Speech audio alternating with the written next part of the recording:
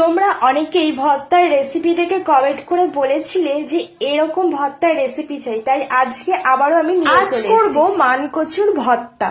তাই প্রথমে মানকচুগুলোকে ঠিক এইরকম ভাবে মোটা মোটা খোসা করে ছাড়াতে হবে, আর ঠিক এরকম লম্বা লম্বা করে কেটে গ্রেটারের সাহায্যে গ্রেট করে নিয়েছি। এবার শিলনোড়ায় কচু আর কোরানো নারকেল ভালো করে বেটে নেব, একদম মিহি ভাবে বেটে নিতে হবে। আর কচুর জলটা কিন্তু একদম ভালোভাবে নিংড়ে নেবে, নারে কিন্তু গলা চুলকাতে পারে। এরপরে চীনাবাদাম, কাঁচা লঙ্কা, সাদা সর্ষে আর দিয়ে দেবো একটু সামান্য পরিমাণে নুন। ভালোভাবে বেটে তার উপর থেকে আবারও দিয়ে দেবো বাটা কচুটাকে ভালোভাবে এর সাথেই বেটে নিতে হবে। আবার বাটা হয়ে যাওয়ার পরে হাত দিয়ে একটু ভালোভাবে মেখে নেবে, তাহলে কিন্তু সমস্ত উপকরণ ভালোভাবেই মেখে যাবে।